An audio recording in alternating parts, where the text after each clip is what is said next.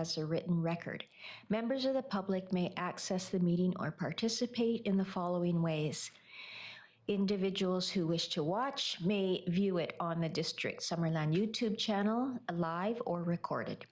youtube.com, District of Summerland. If you wish to speak during the meeting but have not registered in advance, you may connect to the meeting by calling the meeting conference line at 778-907-2071 and entering meeting ID 506-489-9374 and passcode 485186.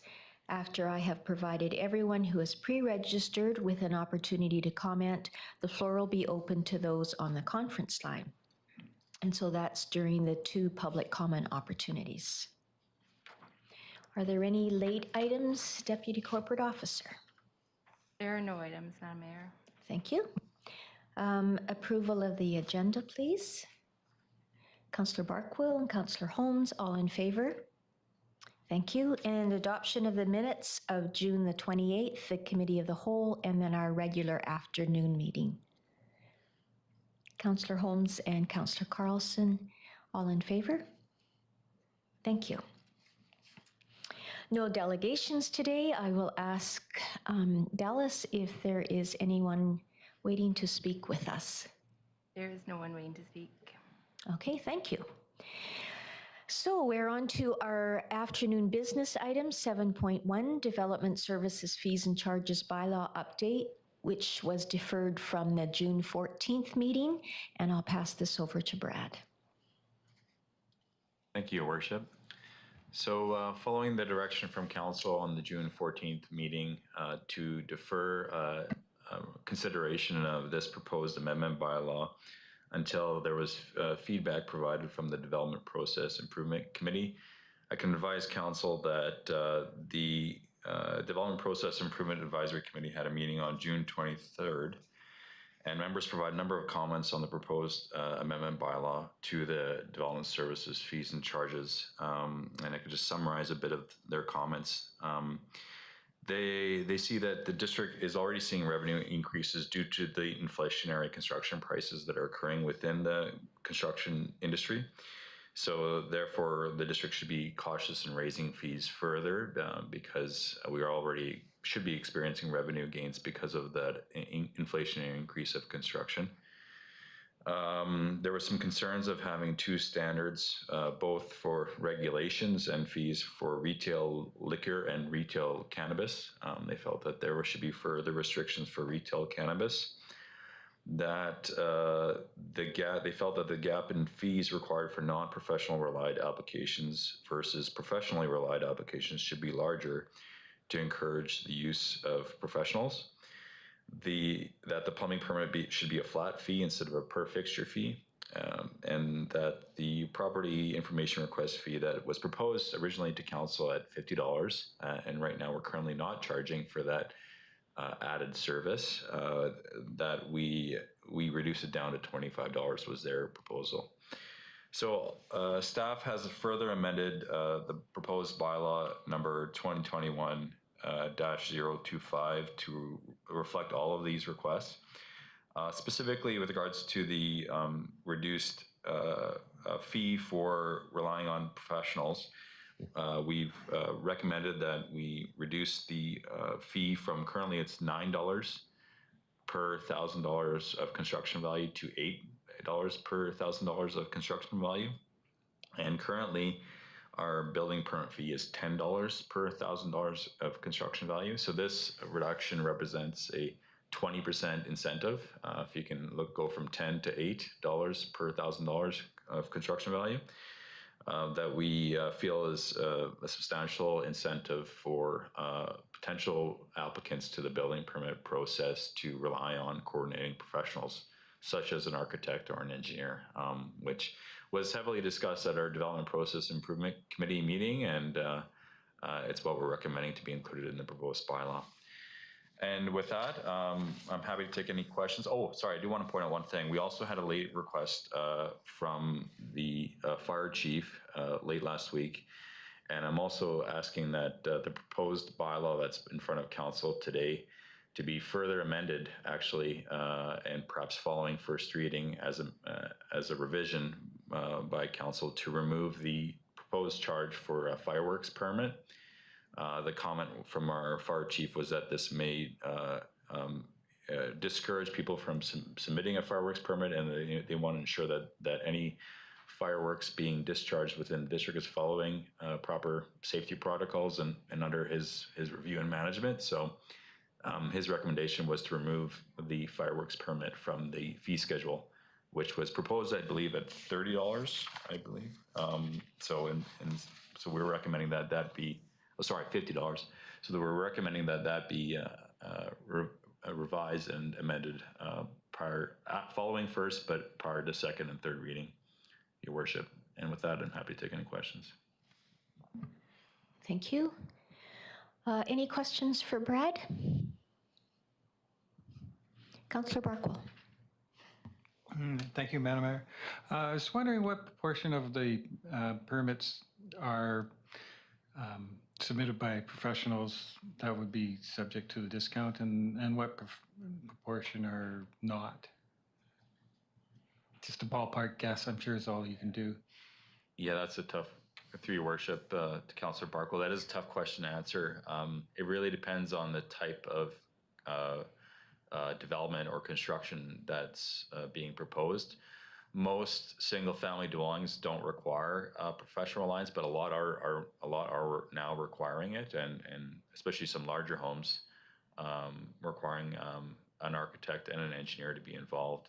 So the trend, I would say, more so is relying on those coordinating professionals, and there is a bit of an easier time for us within our building inspection team to manage those files moving forward, rather than an owner-built home, let's say, that does not have an architect or engineer involved. So I would say 50%, maybe a little more than that, is a trend going up with the type of permits that we're receiving. Definitely, if it's a deck or an accessory building, those are the type of permits that wouldn't require a professional to be involved.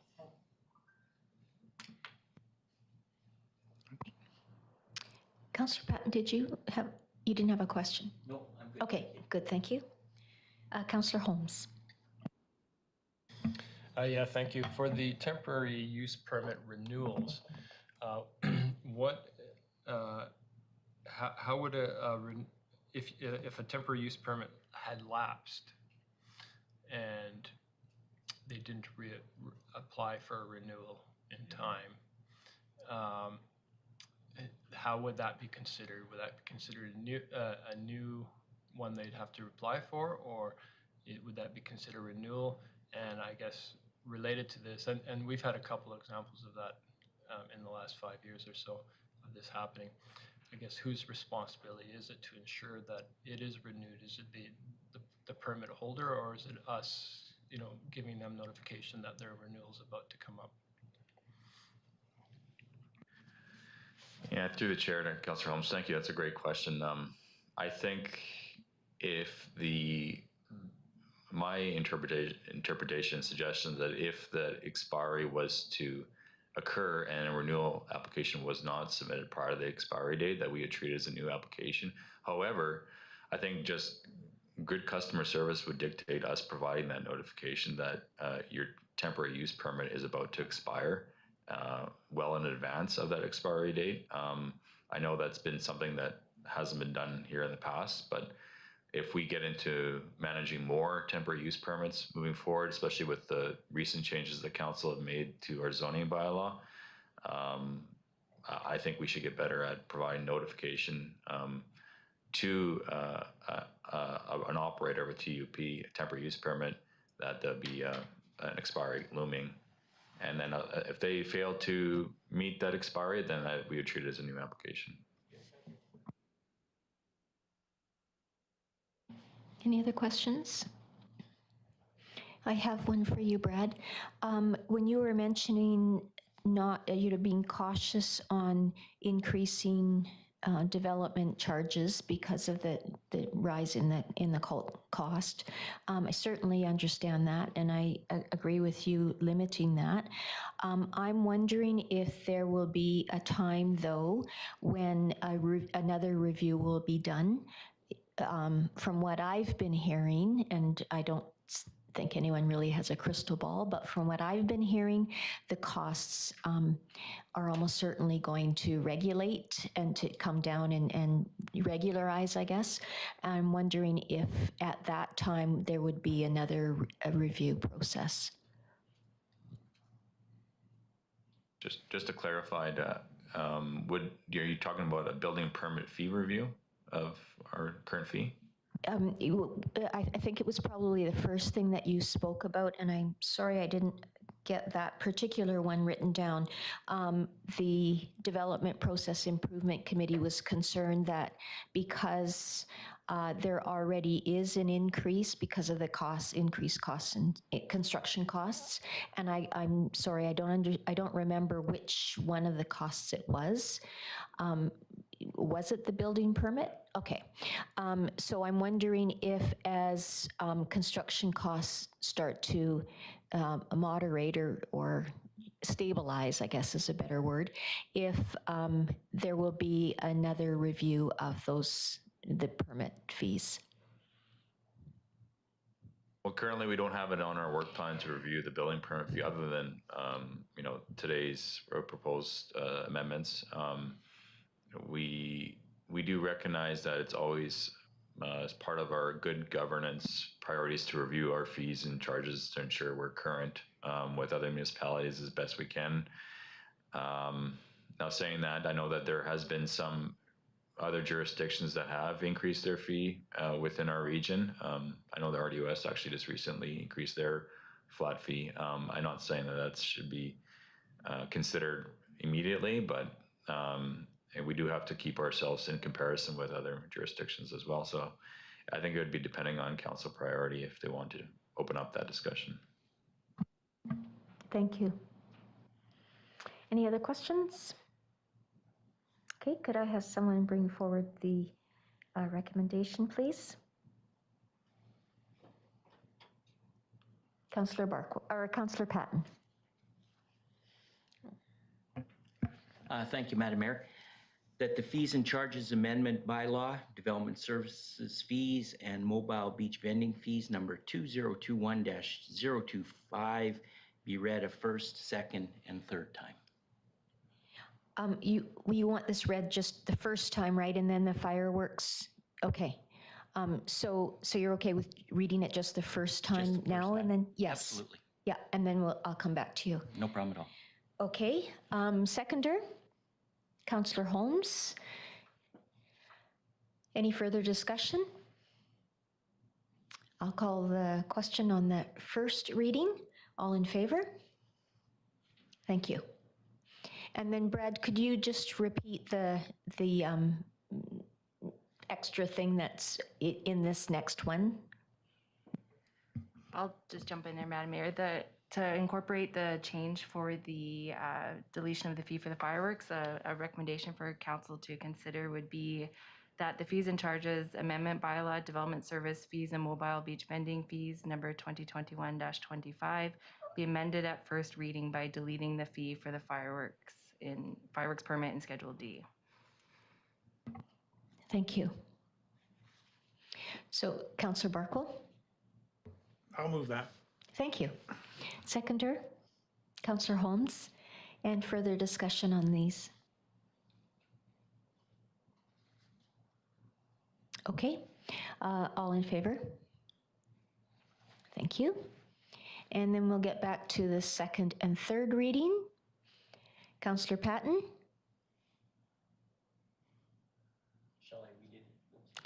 Shall I read it again, or? I think we're good. We're good? Yeah, so you're moving that second and third For reading? Second and third reading. Thank you. Thank you. And seconder?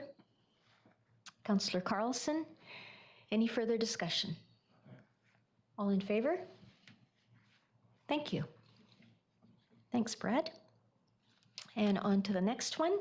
7.2, Advisory Planning Commission Amendment Bylaw. Thank you, Your Worship. The district has established an advisory planning commission bylaw 94-002, which establishes our APC, our Advisory Planning Commission, and sets out the terms of reference of the commission, including items such as the number of members, the composition of members, and the procedures that are in governing the conduct of the commission, as well as the items to refer to the commission. We recently had the expiry of 6 of the current 9 members of the APC terms end on June 8th. And then we posted notice in the Summerland Review and also on our website and Facebook page of the seeking additional members to the APC. The district, following this advertising period, we've only received the reappointment of 4 of the existing members, and no new members submitted an application to the district for the APC. As a result, there are currently only 2 members sitting on the APC, and with the potential addition of 4 reappointments, the total number of APC members would only be brought up to 6 members. As well, Section 3 of the APC bylaw states that the council can only reappoint any member to the commission for only 1 additional term. And for 2 of the potential reappointees, this would be their 3rd term and therefore could not be eligible as per the bylaw. So for a number of these reasons that I've just listed, staff are proposing council consider an amendment to the Advisory Planning Commission bylaw in an effort to provide more flexibility to the Advisory Planning Commission and to council in the number of members that can sit on the APC, and also the number of times that an existing member can be reappointed by council to the APC. So just a summary of the changes we're recommending and included within the amendment bylaw. We're recommending that there be a minimum of 5 members and a maximum of 11 members.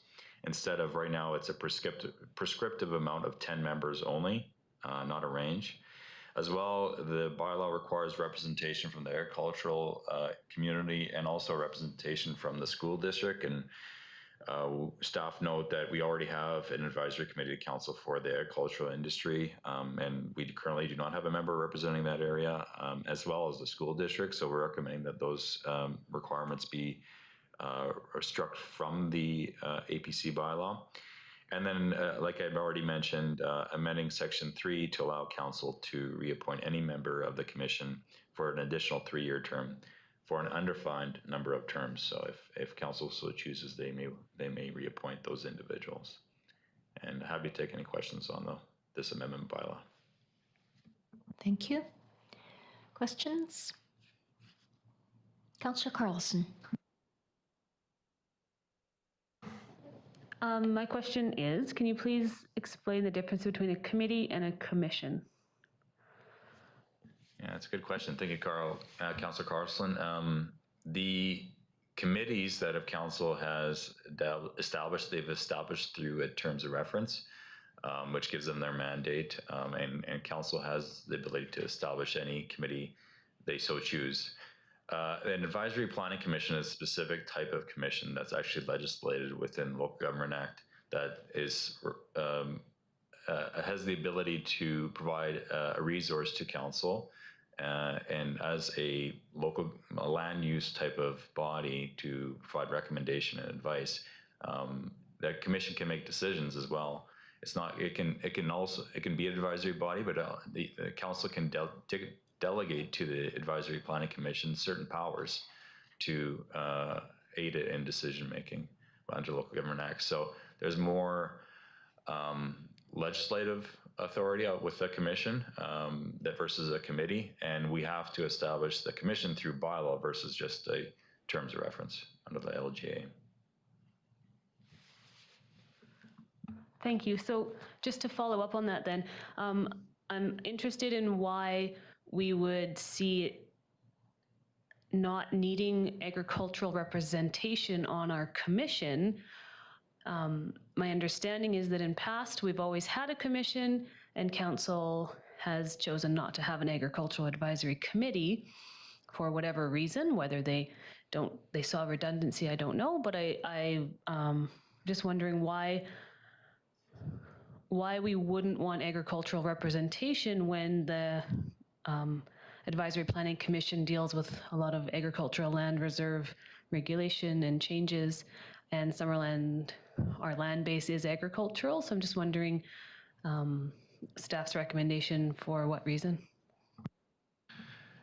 Yeah, through the chair, thank you for the question again. I'm not aware of the history with the Agriculture Advisory Committee and whether it's been used or not used in the past, but I know currently we are using it as our an advisory body for all land use applications that deal with agricultural land within the community, in and around agricultural land, actually. And so, therefore, any land use application that impacts agricultural land is going to the Agriculture Advisory Committee, and as per the council's terms of reference established for that committee.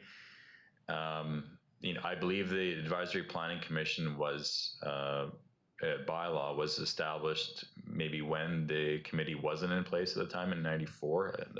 In terms of this is the year the bylaw was established, so perhaps at that time it made sense to have an agricultural representative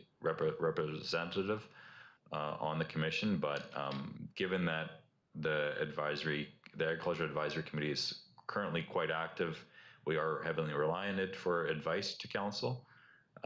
We don't see that there would be a need for agriculture representation on the APC as well.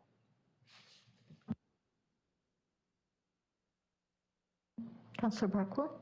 Yeah, further to that question and discussion, I think that council appoints the members of the APC, and it may happen that maybe somebody who you might consider being a member or representative of the agricultural committee hasn't applied, and then what do you do if you haven't sort of fulfilled that requirement in the bylaw? I think that given the opportunity, council will probably choose among all the applicants and want to include representatives from that community, but I don't think we want to necessarily bind ourselves to that requirement. So it can still happen, just, don't create problems, I guess, by making it a requirement.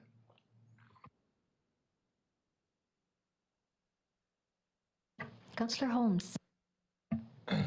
Thank you. I agree in terms of we want to have flexibility in the composition and the size of the commission. My question is more, I guess, about the indefinite amount of time you can spend on the committee. My concern would be that this allows people to get entrenched into the committee, into their positions, and doesn't create room for new people and new ideas to come in, which I think is what one of the problems we're trying to solve here. And again, I think we're not addressing that problem. And to me, it probably comes down to communication again. Putting an ad that nobody's going to read into a newspaper that nobody's going to read is probably not the best way to do it. So I think we need to address how do we attract more people to apply to be on these committees, as opposed to addressing it by saying, oh, well, you can stay on for as long as you want. So that's just my comment, and there's a question there somewhere, I'm sure.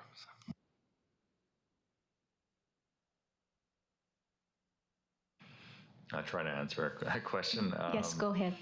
I think that it doesn't, the proposed amendments to the bylaw just provide additional flexibility to council. So council can so choose to not reappoint one of the reappointees if they so choose.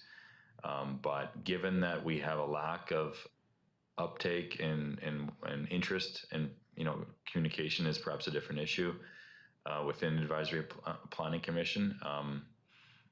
Some of the members that do have interest that are currently seeking reappointment, they've gained a lot of knowledge through being on the APC, and I think it would be a loss to not have them sit on the commission due to a technicality within the bylaw. So this is, I think every single person that puts their name forward can be reviewed and analyzed by council and determine if it's appropriate for them to be put forward for appointment again. And these amendments just propose flexibility for council to do so.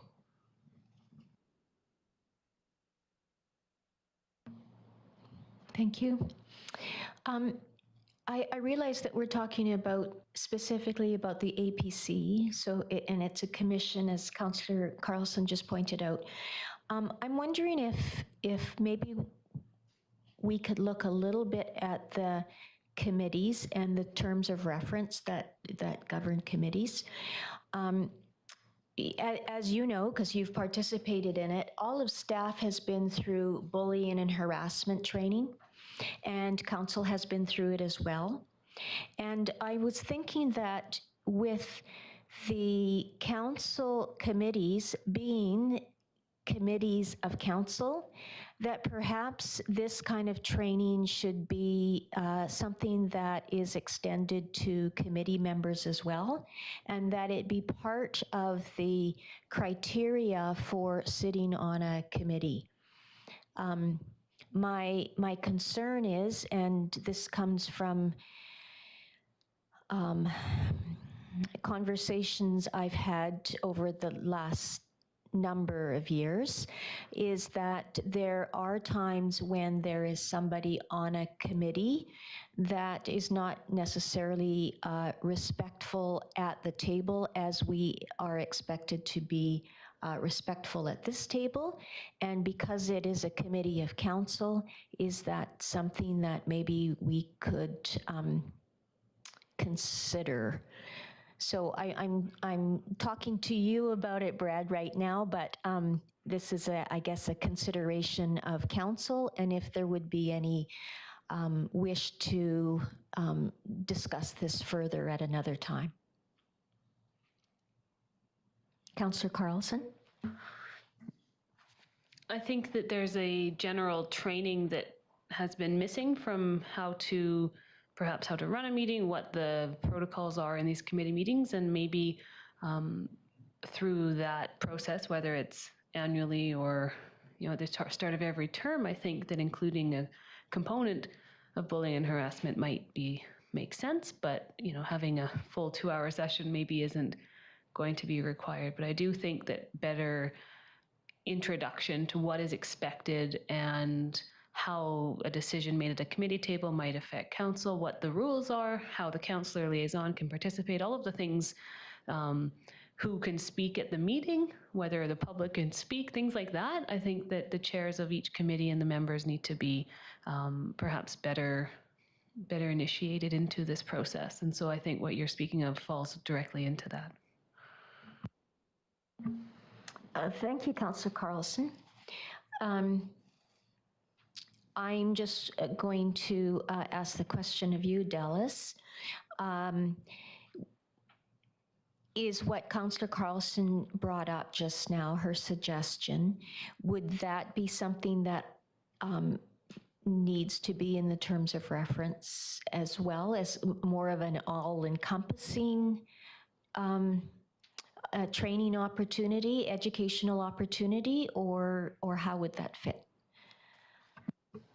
Thank you. And it honestly depends the will of council. If you wanted to make sure that the full bullying and harassment training applied to all committees, we do have options. We do have the council procedures bylaw, which does a blanket apply to all committees of council. So if you want it to be incorporated by bylaw to apply to all, that could be a mechanism to do so, or we could work it into the orientation and training packages for each committee. The one thing we do have on our list is to review the terms of reference for the committees as we get to moments like this when we have members expiring as an opportunity. We just did it a couple months ago via resolution for another committee. So there is different mechanisms. So I guess I would just need to know council's preference of what you'd like us to bring forward. We do have an amendment coming forward to the council procedures bylaw, I think by August 23rd, to incorporate the changes to the electronic meetings that was discussed at a meeting or two ago. So that is an opportunity that if you wanted to discuss it then, we could do that. Okay, Councillor Patton. Thank you, Madam Mayor. I too would like to discuss it. One of the things that I would like to know with other municipalities all around us, dissolving committees and commissions. So my question is what is the benefit? Is it, could we look at a reduction of the bureaucratic process and cut process times based on council and staff making decisions without having a quasi third party being involved in the decision-making process? And so I'm kind of on the other end of it. I'm kind of wondering, you know, where we're going to, and again, you know, what the true benefit is for the district. Thank you. Thank you, Councillor Patton. Is there anybody else that would like to comment?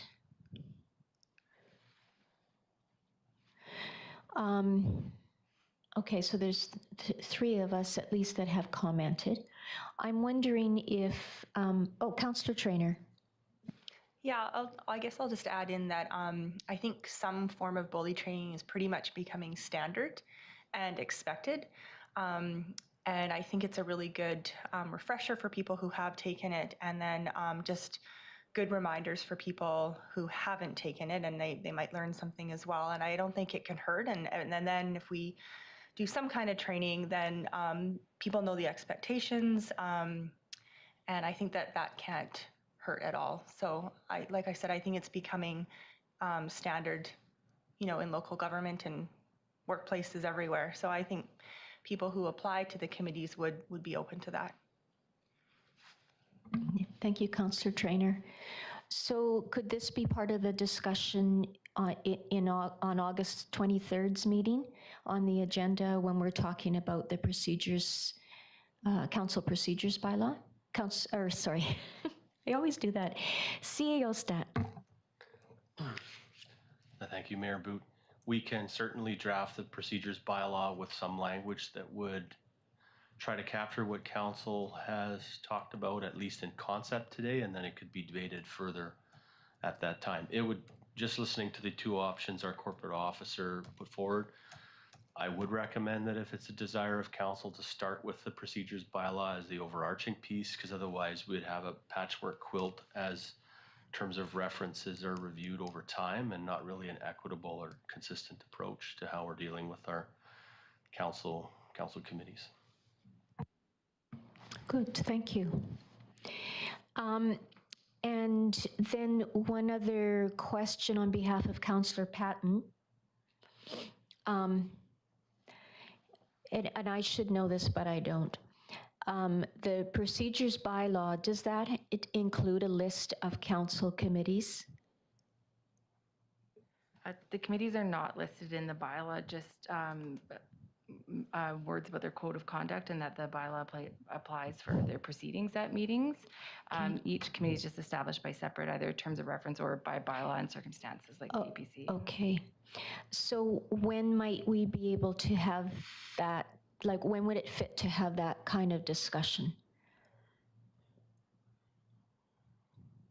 A discussion on the number of committees and just the process of moving forward of which ones you would like to assess them. Yeah, I know that there are a couple, you know, we've talked a little bit about the Water Advisory Committee, we've talked about the Sister City Committee, and I think there was a third one.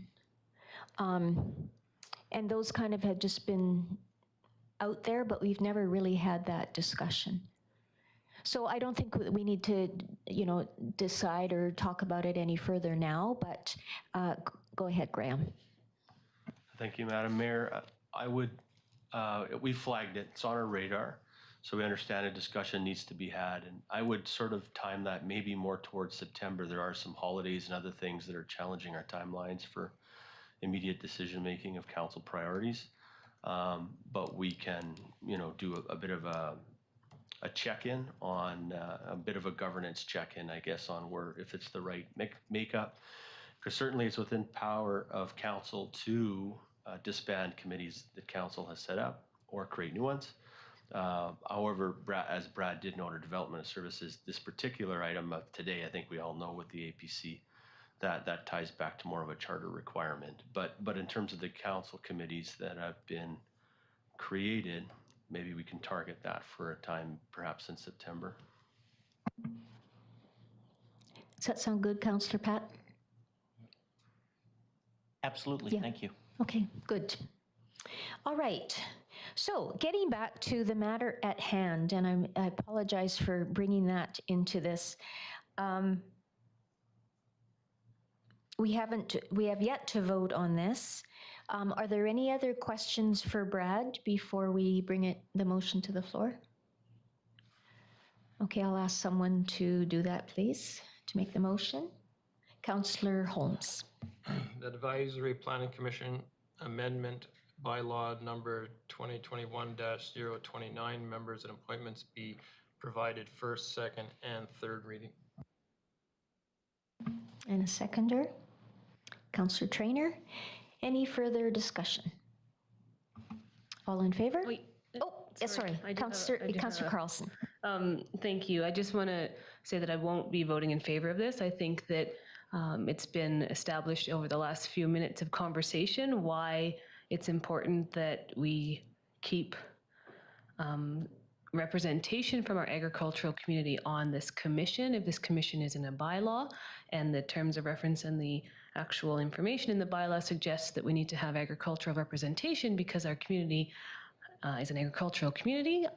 The alternative, I believe, will be that we'll have a agricultural planning commission that is a lot of, obviously there'll be local people, but perhaps more developers, more realtors, more folks who would not see the benefit of the agricultural land reserve, let alone farmland in general. So I would just want to recognize that council could, with a pen strike, get rid of the Agricultural Advisory Committee. It's not quite as easy to get rid of the Agricultural Planning Commission, and so I think that ensuring that the commission respects the agricultural community remains of utmost importance.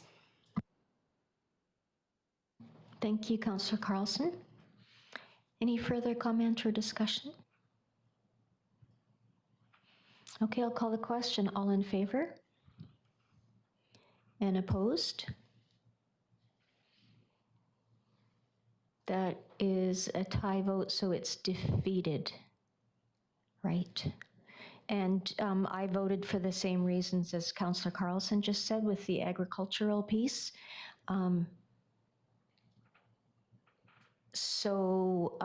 Councillor Carlson, would you like to bring forward another motion? So as that was the only thing I see in this that does cause an issue, I don't know if we need to make an amendment to what's written here. Because I mean, I'd be happy to move a new bylaw, but maybe we can ensure that the agricultural membership is retained. And then I would move that. Brad? Brad? Yeah, if I may, Council, to help you out, I think that staff would recommend that we would amend this bylaw with the proposed change with Councillor Carlson included, with the inclusion of the representation from the agricultural community. And with that, I'd advise Council that you'd provide first reading, and then similar to what we just did with this fees and charges bylaw, provide a revision to the draft bylaw with the inclusion of agricultural representation, and then second and third reading following that. Okay, so let's do that. We'll have, so that was first, second, and third reading. That was defeated. So let's look at, if someone could bring forward first reading. Councillor Carlson. I'll move that. Thank you. Seconder, Councillor Trainer. Any further discussion on this? All in favor? Any opposed? You're good? I didn't see your hand. Okay, I wasn't sure. And now the amendment then to keep the agricultural representative on the APC. And this is for second and third reading.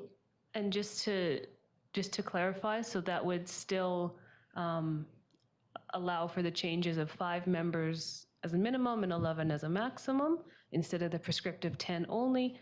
Remove the requirement for representation from the school district, and then also in Section 3, amending Section 3 to allow council to reappoint any member of the commission for a 3-year term for an undefined number of terms. Correct. Seconder, Councillor Trainer. Any further discussion on this? Councillor Holmes. Question, if I may. Who would determine if somebody's a representative from the agriculture industry? I'm not sure how it works now. Is it council that decides that they're representing the agricultural industry? Yeah, to answer that through the chair to Councillor Holmes, that's correct. We would seek a representative from the agriculture industry, but it'd be up to council to decide that yes, that this individual does represent the agricultural community within the district of Summerland before appointing it. As indicated on their application, right? Yeah. Councillor Holmes. Just to follow up then, and if we don't get an application from the agricultural industry, we're not contravening the bylaw, it's just there's nothing you do about it, I presume. Yeah, through the chair, Councillor Holmes, I think that is a situation that we might find ourselves in. I think we could try to re-advertise to try, or maybe perhaps use contacts that we know of within the community to see if we can find someone to sit on the APC. But we would, because the bylaw states that we require representation, we should be trying to find that representation. Okay. Any further discussion? Sorry, excuse me, Madam Mayor. Dallas. There is a way we could craft the bylaw to allow for a little flexibility with the agricultural representative. Instead of stating in the bylaw that the representative shall be from the agricultural industry, we could say wherever possible, or it should. And then if we were in a circumstance where we received applications that didn't meet that parameter, council would still be able to move forward with appointing remaining members of the commission if they so wish.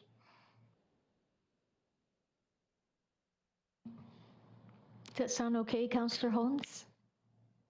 Oh, I don't have an issue. Okay. Anything else before I call the question? All in favor? And none opposed. Thank you.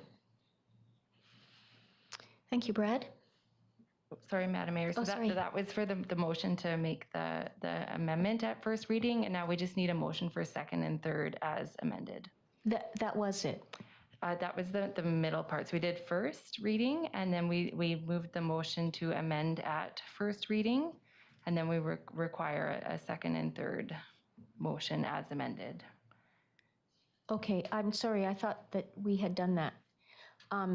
Okay, so I will move the second and third reading of this bylaw number 2021-029. thank you. Seconder, Councillor Trainer. Okay, again, further discussion. All in favor? Thank you. Thank you. I guess I got a little ahead of myself, Dallas. Okay, on to item 7.3, Arts and Cultural Center Renovation Project 2021 Budget Amendment. And Graham is going to introduce this. Thank you, Your Worship. So just a bit of an update to council, as you'll see in your report. We are moving along at a good clip with the Arts and Cultural Center renovation, which we are quite excited about, and I'm sure the community is as well. Things are on track for a September completion. However, as is often the case in working in an older facility, sometimes you discover some things you didn't expect, and in this case, in opening up some of the walls, which the architect had believed were in fact fire rated. They are not fire rated, and they need to be. And as a result of primarily that change order, we are going to need additional dollars. We've done some solutioning to figure out where some of those dollars may come from. And thankfully, another cultural related project, the museum roof replacement, had a savings of $35,000.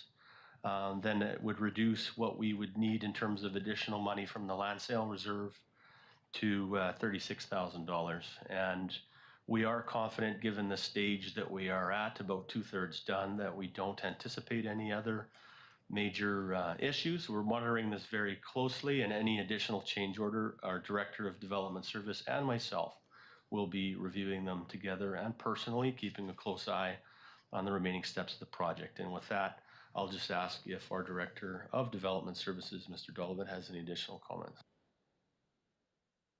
No, thanks, Graham, for presenting it. If there's any questions, I'm happy to take them. Okay, are there questions? Councillor Patton. Thank you, Madam Mayor. Just one. In the report, it talks about the COVID's had a direct impact on the delivery of supplies, materials, and equipment.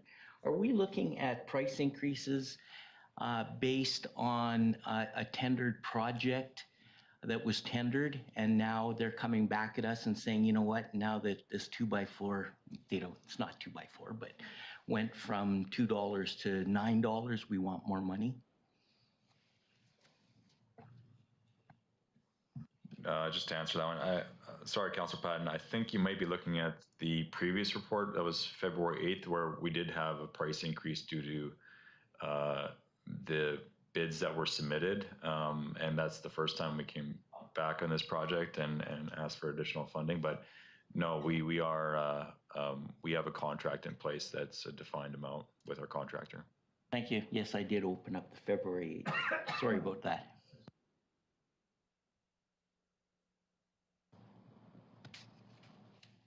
Councillor Carlson. Thank you.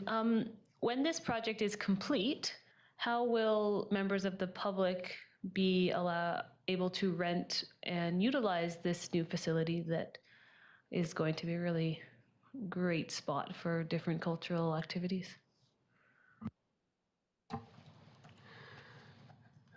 Thank you for your question through the chair. Thank you for your question, Councillor Carlson. And I'll speak a little bit to that. My Director of Community Services is on a well-deserved annual vacation at the current time, but I'm familiar with the arrangement that we are working on. And absolutely, there will be space that is available in that center dedicated for the ability of the public and organizations to rent in an affordable way. This updated and renovated space, and good information available for how they are able to access that opportunity. It's one of the reasons why we have experienced some significant public interest in the renovations that are taking place, and are working hard to complete them.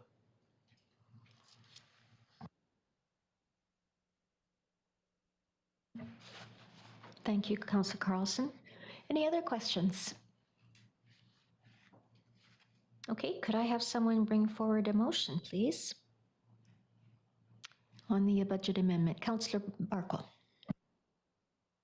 I move that a total of, I better put my glasses on to make sure I get this right, $35,000 of funding be reallocated from the museum roof replacement capital project to the Arts and Cultural Center renovation project, and that an additional amount of $36,000 be allocated from the land sale reserve to the Arts and Cultural Center renovation project.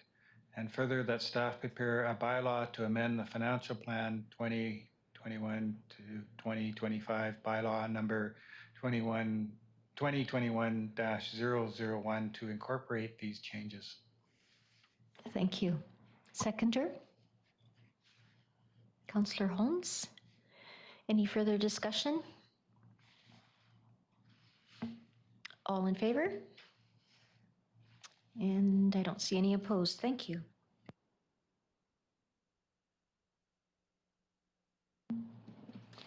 And now we get started on our quarterly updates. We are a little bit ahead of time, so that's great. We are going to be taking a short 10-minute break partway through. Slide 15, I think, is how it's been termed. So I will pass this over to you, Graham. Thank you.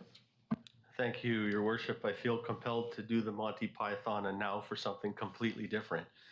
So we are glad to report our Q2 updates today. And as just to remind Council on slide 1 here, We have the, I guess you'd call them the bubbles, which represent the overarching umbrellas, sort of headings of council's priorities: infrastructure investment, good governance, community resilience, alternative energy, active lifestyles, and downtown vibrancy. Moving to the next slide. There is sort of under those headings, under those bubbles, various and sundry priorities that council has identified that do focus the work and energy of the administration. And what we'll be doing today is walking through the second quarter update for every single one of those specific priorities. So essentially, we'll have one slide for each of the priorities. And to keep things moving on a pretty good clip, we'll really be speaking to the activity that specifically occurred in that quarter. And then, of course, if council has clarification or questions or desires additional information, we can herald back to the priority itself and slow down on that slide. But the focus for today is focusing on that second quarter update. In some cases, you'll notice in the next steps column, things are listed as next steps that have in fact occurred rather. And the reason why that is the case is because those things have occurred, but they occurred in what is now the third quarter. So in the third quarter update, they'll move up into the sort of past tense activity column and so on and so forth. So with that, I will get things started with Jeremy Storvold, who will be speaking to asset management. And Jeremy, who is our general manager of utilities, is covering off right now also in the director of infrastructure and works position, because, as you know, Chris Johnson, our longtime individual, had been covering that position, has a new job and has moved on. And we're just in that time period between somebody leaving and somebody else being selected. And during this time, Jeremy has graciously been acting. And so with your permission, Madam Mayor, we can get started right on the slides. Absolutely. Please go ahead. Thank you, Madam Mayor and CAO staff. So starting off with asset management, priority 1.1. This is to continue to advance the district's asset management program and complete items on the asset management roadmap. One of those items is for 2021 is training. So we did do some training. That was the Director of Works and Infrastructure, Director of Finance, and General Manager of Utilities. We did some level of service workshops, took about 6 weeks. Really good training, provide us with some good tools to assess level of service and to plan for changes to level of service. So we'll be incorporating those into our asset management plans going forward. We also completed a GIS needs assessment. That included a roadmap for our GIS system and next steps to include items like replacing the SQL server. Any questions there?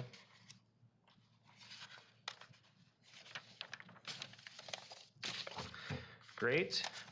So the next slide, 10-year capital plan. Thank you. So this is priority 1.2. It's to create a 10-year capital plan for road and water main improvements. This is on our list for 2022. Currently no activity for Q2 2021. And we'll begin this process in next year.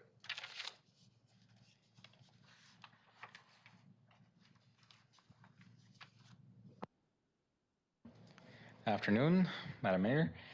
I'm taking a couple of them just so he doesn't get too stressed out here in this temporary position. Priority 1.3, Giants Head Road and water system improvements.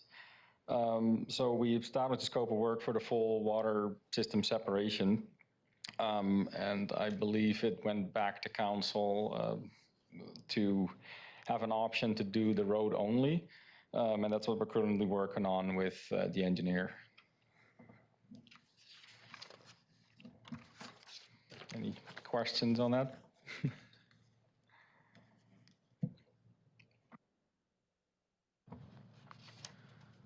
Thank you very much. Okay. Yeah, looks like we can go ahead. Sorry. Okay. Sorry for interrupting. Thank you. Yeah, and just a delayed introduction there. Martin Stam, Manager of Works. Yeah. So the next one, priority 1.5, I believe. Oh no, 1.4. Voltage conversion, the best initiative we have. No. So that's my electrical background coming out.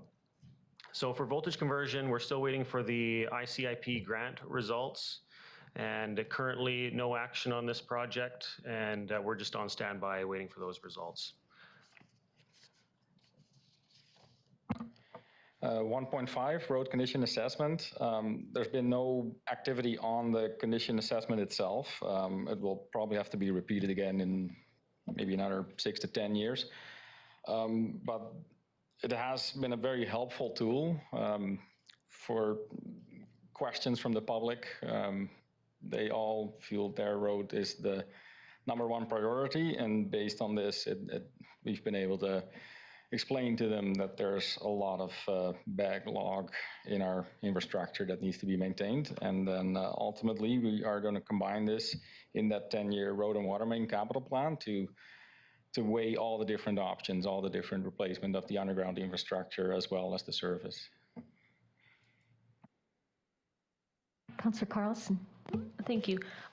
So when the public suggests that, you know, the roads are awful and we need to fix all of these potholes and nothing ever gets done, is there somewhere that they can be directed to see the works that have actually occurred over the last year or two in terms of what roads have been either repaved or have had sections redone?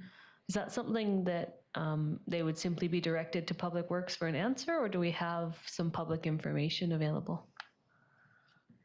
I don't believe we have anything that's public, but if there are any questions, they can contact our department, yeah.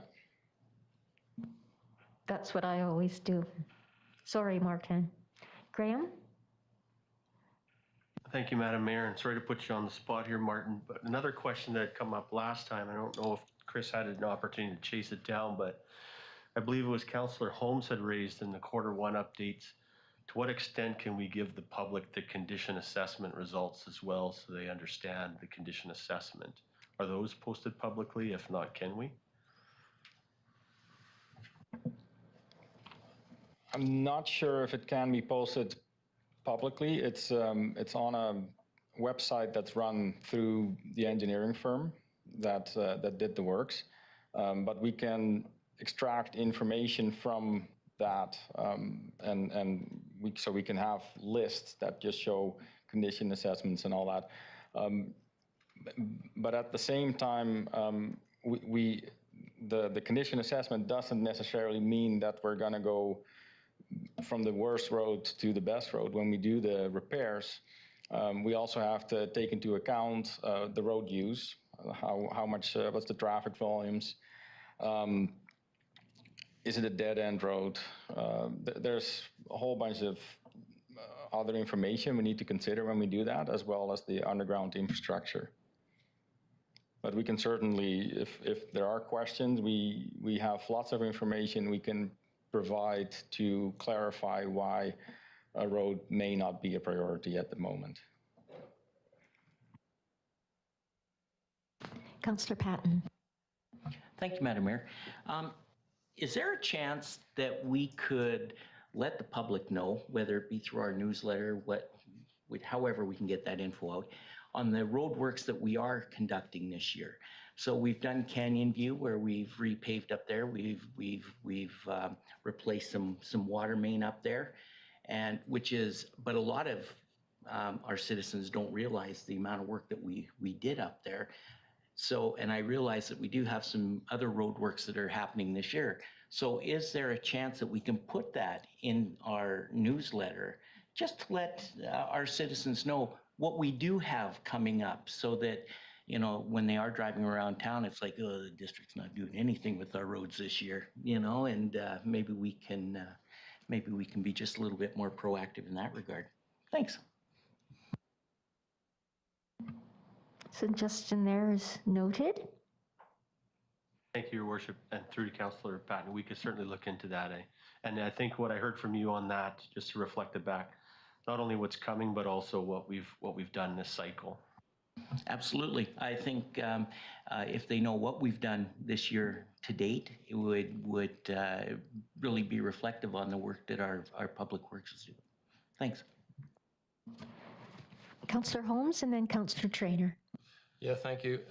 It doesn't make sense to me that we have all this information and we don't tell anybody. I agree with, I mean, we don't have to give them the whole engineering report on every single road, but I think, and it doesn't make sense that every time somebody complains about a road that we have to then forward it on to Martin or Graham, and it takes away from, you know, it's quite a take away from their work. Really, it ought to be on the website. Every single road in Summerland, you go to that, and just a short synopsis on what the road condition assessment says about it. You know, what's being, if it's being repaved, then, you know, that's on there. It's just basic information to give to the public about, you know, what's happening with that road. Where is it? And certainly all those things that Mr. Stam just said about all the explanations of, it's not just that you know, all these things have to be considered. That should be on there too. I mean, we should be informing people about what goes into repairing roads and what we're doing about it. I think we're not doing that.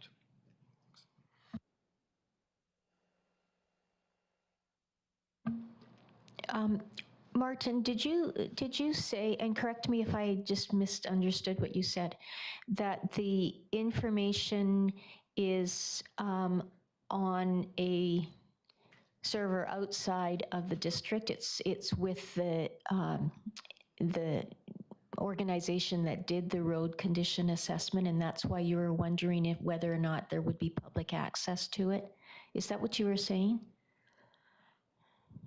That is correct. Yes, we have full access with a username, but I'm not 100% sure how we can extract that information to get it onto our website, but perhaps that's something we can look into and work with different departments here. Okay, thank you. Thanks for clarifying that. Councillor Trainer, you're next, and then Councillor Barkwell. I like Councillor Holmes' idea of being able to click on a street and kind of find out the current status, but you know, plans also change, so I would worry that we would put something in there like that project's in the queue or something like that, because we do have to have the flexibility to be able to change things if other projects come up.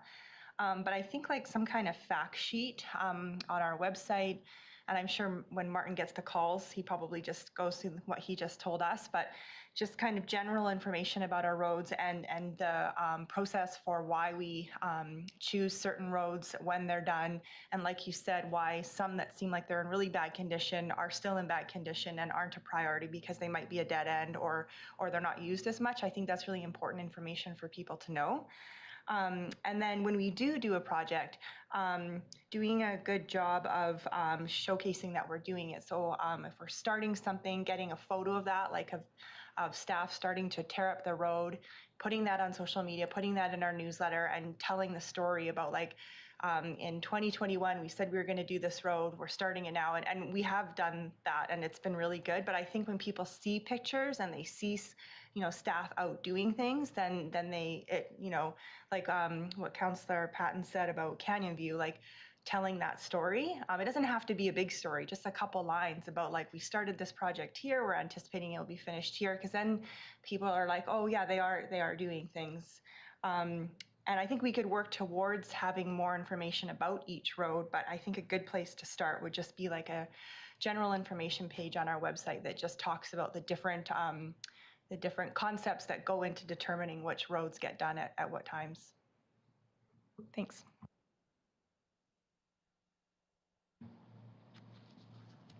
Councillor Barkwell. Thank you, Madam Mayor. I was going to say much the same as Councillor Trainer.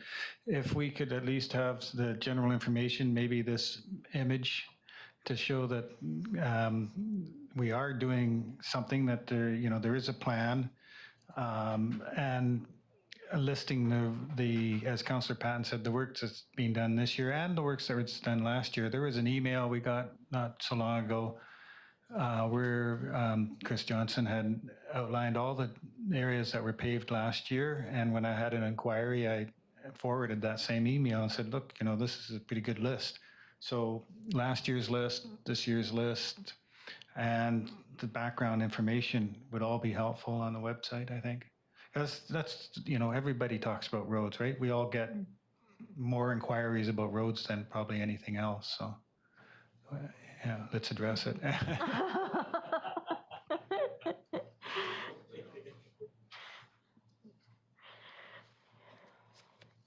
Okay, any other questions or comments on that? All right, on to priority 1.6. Slide, please. Eneas Creek.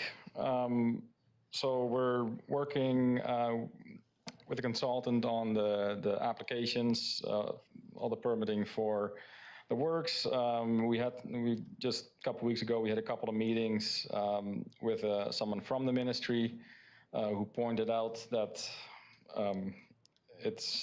they're very much by the book, and sometimes we just need to change some minor wording, which will then make a difference between being successful with the application or having it denied.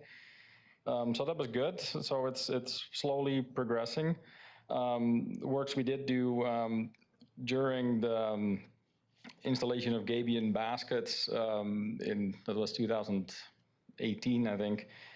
There was significant damage to private irrigation, and that was still not functioning. So we were able to secure the funds, and we have that all repaired. It was a significant project.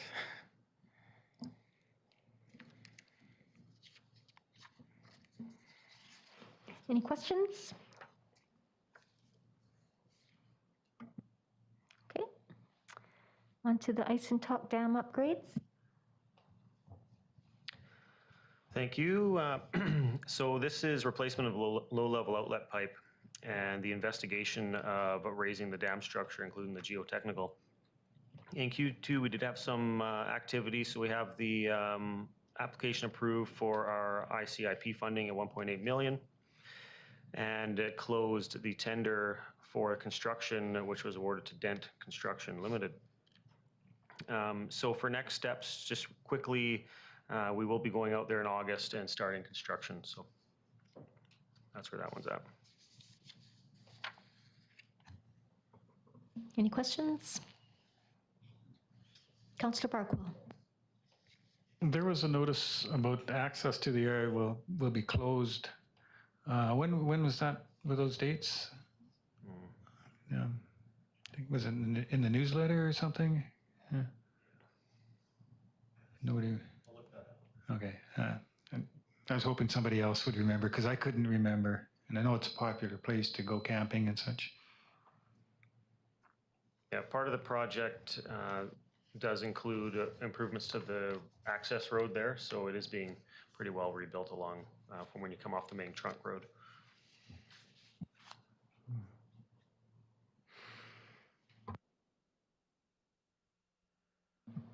Okay, on to 1.8.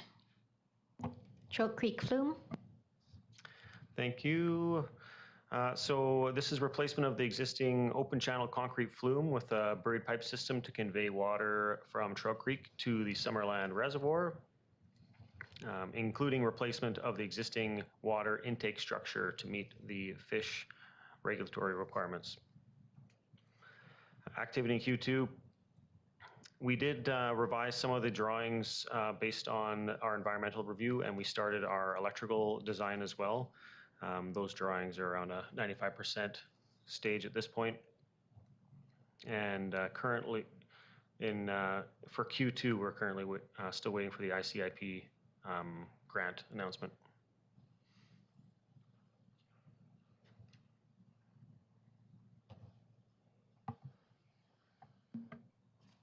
Looks like you can go on. Oh, Graham. I think we may have just found out today, Madam Mayor, that we weren't successful on that, but I'm going to do a double, is that correct? Yes, that's correct. Thank you for bringing that forward. Wasn't sure if we were going to jump into Q3. Yeah, spoiler alert, Q3. Unfortunately, we were not successful on that grant, and we just found out moments before the meeting. The only other thing I was going to add is further to Councillor Barksville question on the Eisentalk Lake closure. Yeah, water levels being lowered. This is out of the newsletter. That's to allow the fish salvage and construction. So between mid-July to late October, access to the Eisentalk Lake and Forest Recreation site will be closed, and signs are posted regarding the areas that are blocked.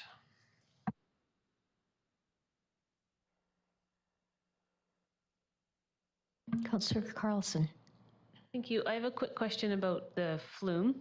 I think we've applied for grants half a dozen times since we've been on council in 2014 to try and get the flume grant funded. I'm just wondering, at what point do we need to fund this project and get it done?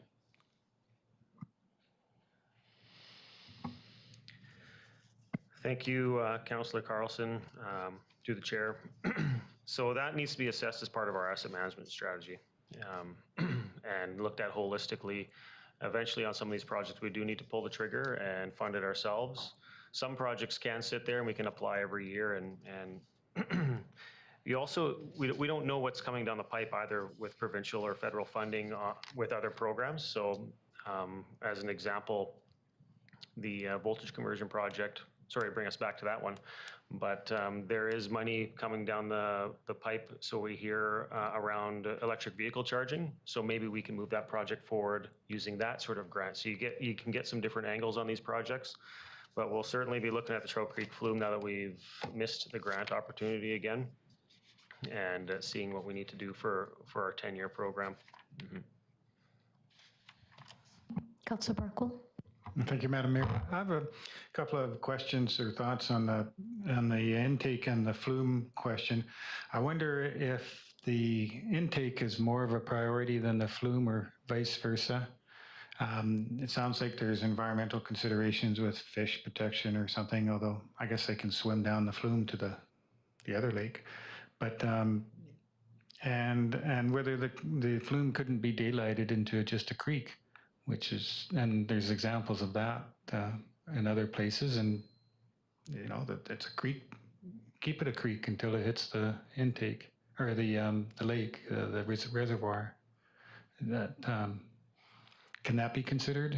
You know, and maybe there's extra different grants for that because it's more of an environmental project. Thank you, Councillor Barkwill, through the chair. My understanding is the flume itself is our main item of concern, and anyone who knows better than I do can feel free to speak up. But my understanding is that that piece of infrastructure is degrading to the point where it needs to be replaced. Can we do it with another creek? Sort of, I think you're suggesting potentially some cost savings. Do something that's not a underground pipe, but sort of a creek style. We can look at that. Maybe it's been already looked at, but I'll check on that. I understand there's a section where it goes underneath the road that maybe you might want to have a pipe just in case there's an accident there or something like that. But other than that, you know, a quick preliminary sort of a look, and actually I've got some examples of this type of daylighting that I've saved over the years, and I'll forward them to you. Thank you.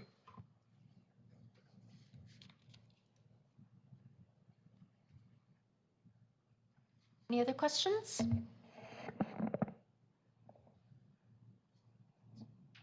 It's a good thought, Councillor Barkwill. Something to be explored. Okay, I guess we're on to priority 1.9. The organics processing facility. So the design tender is ready.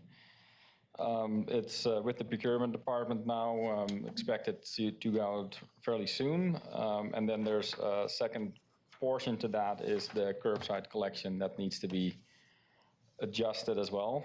Once pricing comes in, I believe it's going to come back to council for discussion and final decision.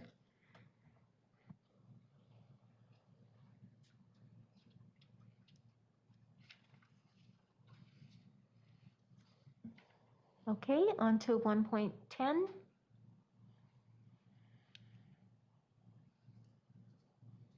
Okay, watershed management.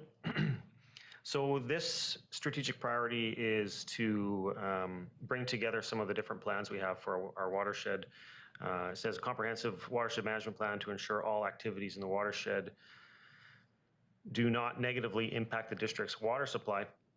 No activity in Q2 on this, but for next steps, we are going to be looking at the district's source water assessment and updating that.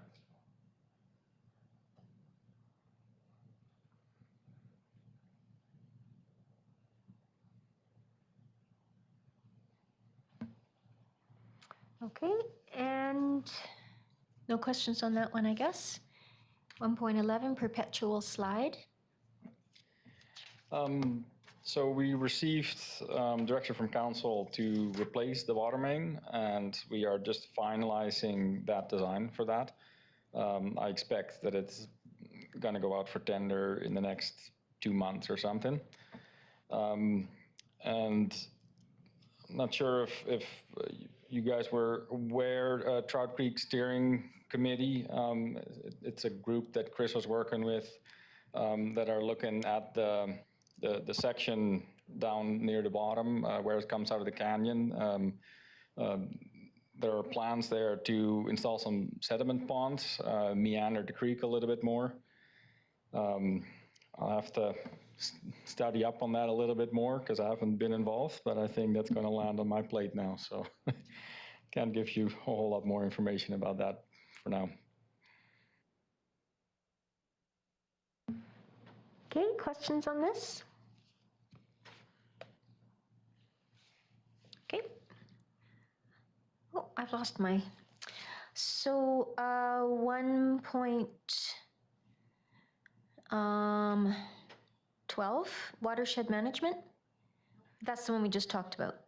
No, perpetual slide we have. Deer Ridge Sewer. The Deer Ridge Sewer is tied to the Eco Village and as well as the current Deer Ridge area. We have some information about the failing septic systems, and that could then also work in the benefit for future development of that area. The drawings are pretty much ready, but I think it's waiting now. I think it's running through Brad for the Eco Village.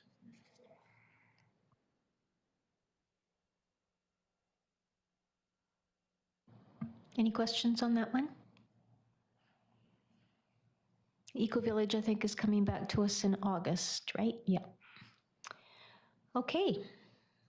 So we're ready for a break from now until 2:30. Just under 11 minutes. Oh, we even have a slide. Thank you.